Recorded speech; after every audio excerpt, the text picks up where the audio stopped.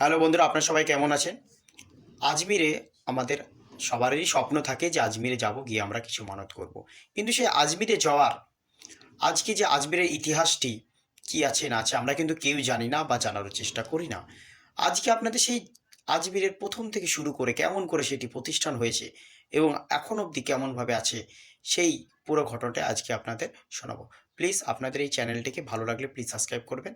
Please support এই দরকার আপনাদের। আসসালামু আলাইকুম।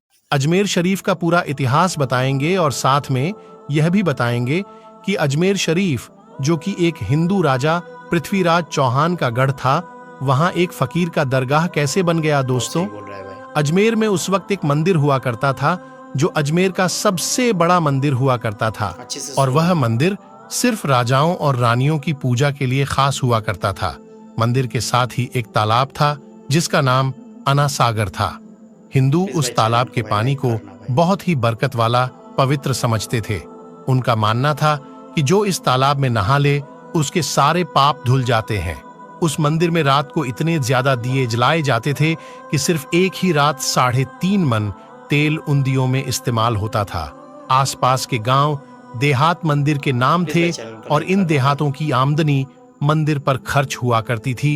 मंदिर में हजारों नौकर थे गजब। जिनका काम आने वाले लोगों की सेवा और देखरेख करना था, और वह बताया करते थे कि कौन सा भगवान बेटे देता है और कौन सा देवता सेहत और तंदुरुस्ती देता है और किस मूर्ति की पूजा करने से दौलत बढ़ती है।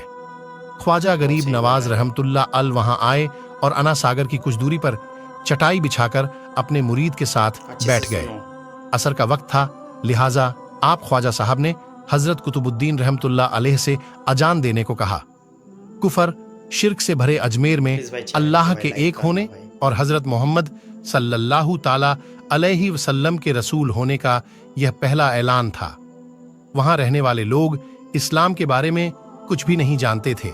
चुनांचे अजान की आवाज सुनकर वह हैरान हुए और अपने घरों से निकलकर सब ख्वाजा गरीब नवाज और उनके मुरीद को देखने लगे, प्लीज भाई चैनल को और लाइक अना करना सागर के पास भीड़ लग गई। ख्वाजा गरीब नवाज और उनके मुरीद ने अना सागर के पानी से वजू किया और नमाज पढ़ना शुरू कर दिया। सब हिंदू हैरान रह गए। वह सोच रहे थे कि सब भगवान तो मंदिर के अंदर है, तो ये लोग खड़े होकर कौन से भगवान के आग झुक रहे हैं। शाम हुई तो राजा के ऊंट, जो दिन में बहुत चरने सही के बोल लिए रहा गए है। थे, अपने चरवाहों के साथ वापस आने लगे। इत्तेफाक की बात थी कि जहां हजरत ख्वाजा अच्छे से सुनो। गरीब नवाज बैठे थे, वह जगह राजा के ऊंटों के बैठने की जगह थी।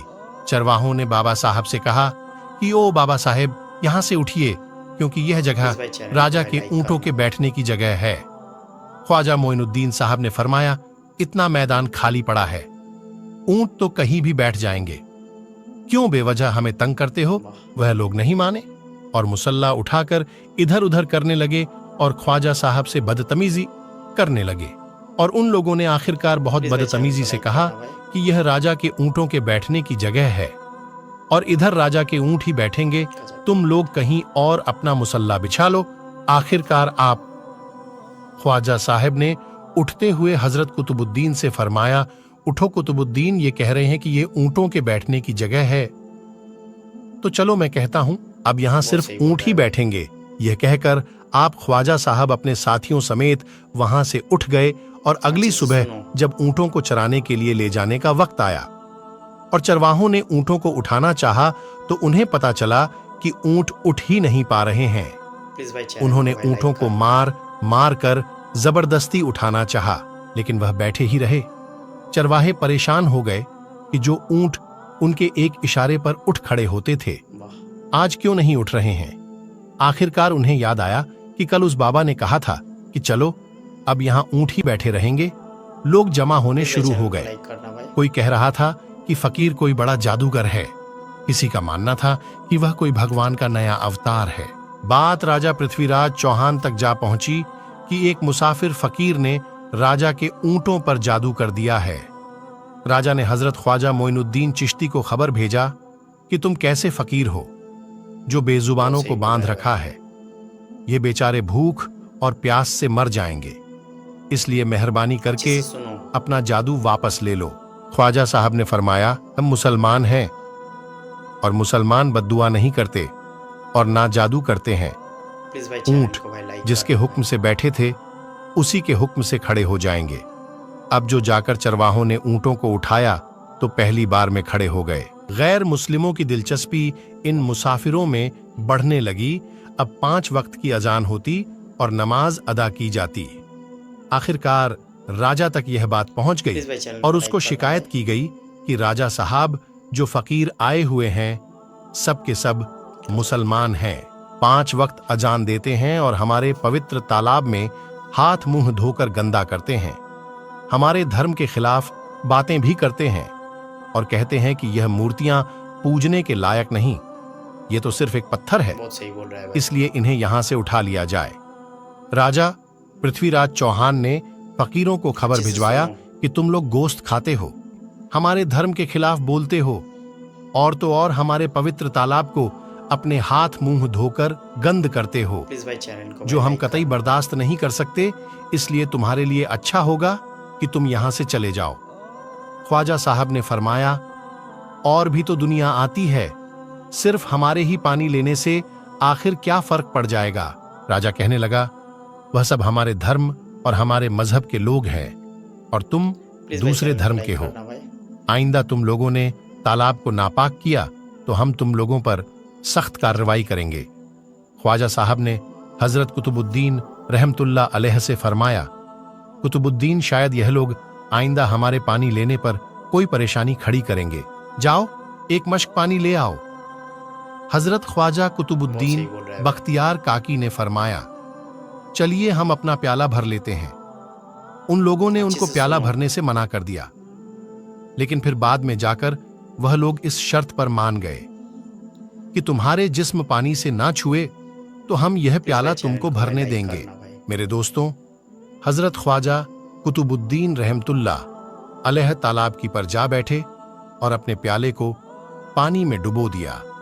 जब वह प्याला भर गया तो हजरत ख्वाजा कुतुबुद्दीन रहमतुल्लाह अलैह ने वह प्याला ऊपर खींच लिया। लेकिन फिर क्या था, प्लीज भाई जब चैनल वह को प्याला लाइक करना पानी भाई। से बाहर आया, अना सागर का सारा पानी सूख गया और अना सागर की तह में सूखी रेत उड़ने लगी। मानो ऐसा मालूम हो रहा था कि अना सागर उस छोटे से प्याले में समा गया है। अना सागर को सूखना था कि पूरे अजमेर में कोहराम मच गया, मोहल्ले में चीख पुकार और आहों की आवाजें शुरू सही हो बोल रहा है गईं। भाई। वह लोग रो रहे थे और कह रहे थे कि जो पाप हम अना सागर में नहाकर धोते थे अच्छे से और सुनो। पापों से छुटकारा पा लिए करते थे, अब हम क्या करेंगे? अब हम पापों का बोझ कहां लिए फिरेंगे? सारे इलाके में यह खबर फैल गई कि मुसाफिर प्लीज फकीर भाई ने चैनल को भाई लाइक जादू करना। के जोड़ पर अना सागर को सुखा दिया है।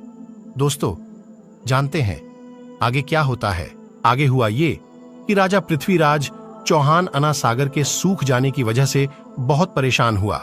उसने वजीरों को बुलाया, सबसे यही कहा कि फकीर या तो कोई जादूगर है या फिर वाकई प्लीज भाई चैनल कोई को पहुंचा लाइक हुआ करना। फकीर है। साथ ही उनकी परेशानी बढ़ गई कि अजमेर की रौनक तो थी अना सागर के दम से। इसकी वजह से लोग दूर दूर से अजमेर आते थे और अपना ईमान ताजा करके लौट जाया करते थे। अना सागर के सूख जाने से हिंदू धर्म को सख्त धक्का लगेगा और यह बड़ी शर्मनाक बात थी। बहुत सही बोल रहा है। आखिरकार यह कहा गया कि फकीर से बात की जाए कि आखिर वह फकीर चाहता क्या अच्छे से है। सुनो। अगर वह कोई ऐसी बात चाहता है जो हमें पसंद आए तो फिर हम उसकी बात मान लेते हैं और उससे माफी मांग लेते हैं। चुनांचे सब भाई मर्द, चैनल को औरतें और लाइक बच्चे करना। जाकर फकीर की मन्नत करने लगे कि लोगों को इस परेशानी से छुटकारा दिला के मेहरबानी कीजिए, हम सबसे जो गलती हुई है उसे माफ कर दो।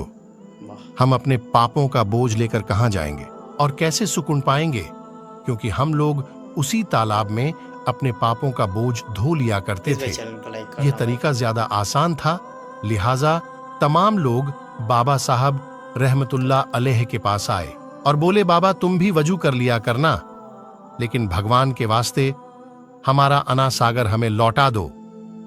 हजरत ख्वाजा गरीब नवाज रहमतुल्लाह अलैह ने हजरत कुतुबुद्दीन बख्तियार काकी से फरमाया बोल रहा है भाई। कि जाओ उसी प्याले को वापस तालाब में डाल आओ। जैसे ही वह प्याला से सुनो। तालाब में डाला गया, अना सागर के नीचे सारा पानी उछल उछल कर अना सागर में आ गया। इस पानी ने कई दिलों को धो डाला। प्लीज भाई हिंदू चैनल कौम को के लाइक इतिहास की करना। किताबों में भी हिंदू इतिहास के लिखने वाले इस बात को मानते हैं कि उस शाम 32,000 गैर मुस्लिम कलमा पढ़कर मुसलमान हो गए। उन गैर मुस्लिमों के मुसलमान हो जाने से हिंदू पंडितों और आम हिंदुओं पर भी गुस्से का तूफान खड़ा हो गया और वह प्लीज भाई सोच में चैनल पड़ को गए लाइक करना भाई। कि फकीर अगर कुछ दिन और रहा तो देवी देवताओं का नाम लेने वाला कोई नहीं रहेगा।